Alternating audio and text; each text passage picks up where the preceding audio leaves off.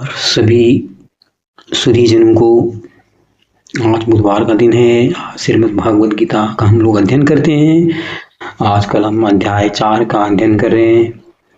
अभी तक हम अध्याय 4 के 8 श्लोकों का अध्ययन कर चुके हैं।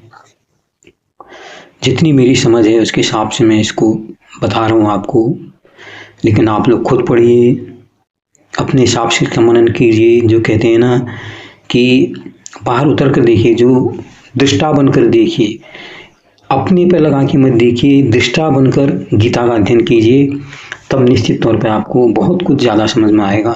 आइए शुरू करते हैं। श्लोक नंबर 9। जन्म कर्म च मे दिव्यमेवं यो वेति तत्त्वतः त्यक्त्वा देहं पुनर्जन्म नैति मामेति सुअर्जुन। इसका भावार्थ है, हे अर्जुन, जो मेरे आविर्भाव तथा कर्मों की दिव्य प्रकृति को जानता है, वो इस शरीर को छोड़ने पर भौतिक संसार में पुनः जन्म नहीं लेता, अब तो मेरे सनातन धाम को प्राप्त कर जाता है।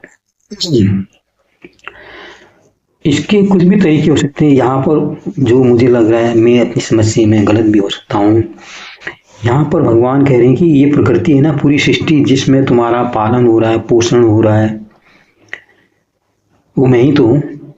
आप प्रकृति में देखो किस तरह से इस प्रकृति को बनाए रखना है।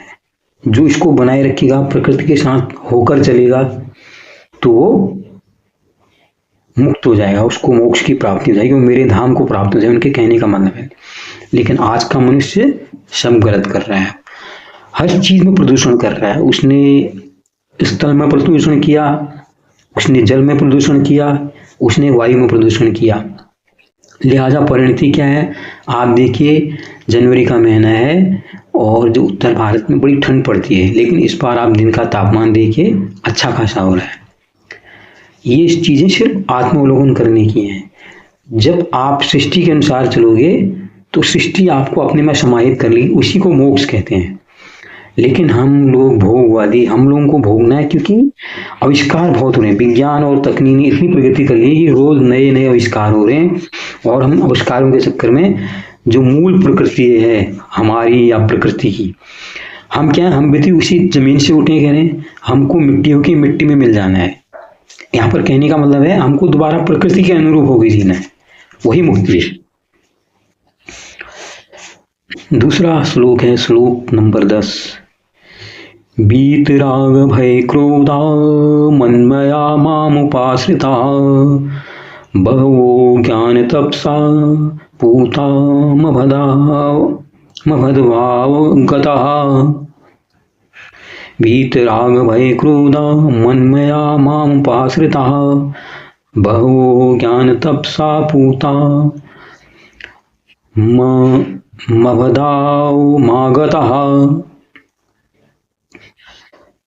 इसका अर्थ है, आसक्ति, भय तथा क्रोध से मुक्त होकर, मुझ में पूर्णता तन्मय होकर और मेरी शरण में आकर बहुत से व्यक्ति भूतकाल में मेरे ज्ञान से पवित्र हो चुके हैं। इस प्रकार से उन सबों ने मेरे प्रति दिव्य प्रेम को प्राप्त किया है।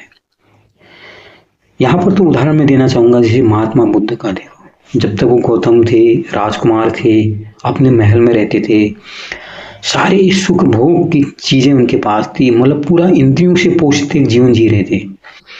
लेकिन कहीं न कहीं उनकी आत्म चेतना जागृत थी। उन्होंने अपना पूरा, यहाँ तक कि कहते हैं लास्ट अपने सारथी को अपने वस्त्र तक दे दिए। उसके बाद कहाँ गए, कहते हैं वो जंगलों में विचरण किया, उन्होंने प्रकृति को अनुभव किया। तो इसलिए जब वो प्रकृति में ही समाहित हो गए, प्रकृतिस्थ हो गए, प्रकृति का अध्ययन करने लगे, प्रकृति में जितना चल रहा है उसका सब जब अध्ययन करने लगे, तो उनको बुद्धत्व की प्राप्ति हुई। तो यानी कि वो पवित्र हो गए। जब तक हमारे अंदर इंद्रिय बोध रहता है तब तक हम अपवित्र हैं। जिस दिन हम इंद्रिय बोध से बाहर निकल जाएंगे तो हम प्रकृति के साथ मिल जाएंगे, और जब प्रकृति के साथ मिल जाएंगे तो जो जैसा उसके अनुरूप फिर हमें प्यार भी तो मिलेगा। फिर प्रकृति हमें जैसे औरों को पेड़ पौधों को और को बड़ा कर रही है, वहां पर झाड़ियां भी उग रही हैं, वहां पर हर्बल के पेड़ भी उग रहे हैं, सब कुछ उग रहा है। प्रकृति फिर सबको अपने हिसाब से पाल रही है, क्योंकि वो उनके अंदर चेतना उतनी जागृत नहीं जिन्हें मनुष्य की है, लेकिन इनको पाली क्योंकि वो उस अपने बच्चों की तरह उनको पाल लिए। मनुष्य को भी बहुत प्यार करती है प्रकृति, लेकिन मनुष्य इंद्रियों से ज्यादा चलता है। तो जब आप इंद्रिय बोध से बाहर हो जाओगे तो प्रकृति का प्यार आपको भी बिल्कुल बच्चे की तरह मिलने लगेगा। यही वो दिव्य प्रेम है। तीसरा श्लोक, ये यथा मां प्रपद्यन्ते तानस्ते भजाम्यहम् मम वर्तानुवर्तन्ते मनुष्याः पार्थ सर्वशः। जिस भाव से सारे लोग मेरी शरण ग्रहण करते हैं, उसी के अनुरूप मैं उनको फल देता हूँ। हे पार्थ, हे अर्जुन, प्रत्येक व्यक्ति सभी प्रकार से मेरे पथ का अनुगमन करता है।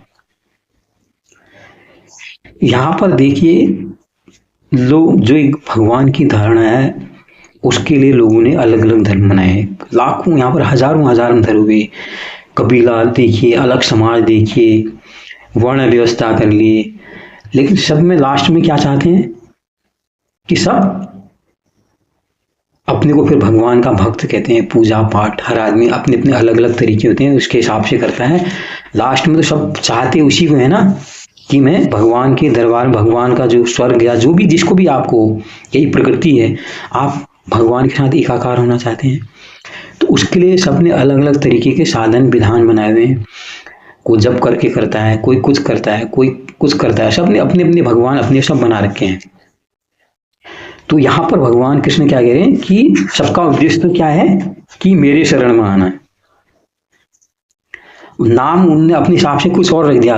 वो कह रहे नाम तो हूं तो मैं वही, तुम उसका नाम कुछ भी रख दो, उसका नाम तुम और रखो, उसका नाम बौ रखो, उसका नाम सौ रखो।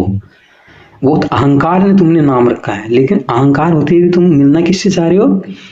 जो क्रिएटर है, जो रचनाकार है इस धरती का, नाम अलग अलग रख दिए हैं। तो भगवान कृष्ण कहते हैं लास्ट में, वो मेरे ही पथ का तो अनुगमन कर रहे हैं, लेकिन मैं उसको जो फल देता हूं उनके हिसाब से जो कर रहे हैं, जिस तरीके से शरण कर रहे हैं, जो जिस रास्ते आ रहा है, कोई हवाई जहाज वाला है, कोई रेल वाला है, कोई पैदल वाला है, कोई हवाई जहाज, कोई बस वाला है, तो कह रहे हैं कि फल को उसी हिसाब से मिलेगा। अंतिम श्लोक है आज का, श्लोक नंबर 12 है, कांक्षन्तः कर्मणां सिद्धिं यजन्ते देवताः क्षिप्रं हि मानुषे लोके सिन्धिरे भवति कर्मजा। इस संसार में मनुष्य सकाम कर्मों में सिद्धि चाहते हैं, फलस्वरूप वे देवताओं की पूजा करते हैं। निसंदेह इस संसार में मनुष्य को सकाम कर्म का फल शीघ्र प्राप्त होता है। जिस काम से आपको लाभ हो वही काम तो आप करते हो, ऐसा काम करो जिसमें आपकी लालसा है, आपकी कामना है। आप दीपावली में लक्ष्मी पूजन क्यों करते हैं? आपके वहां धन धान्य आए।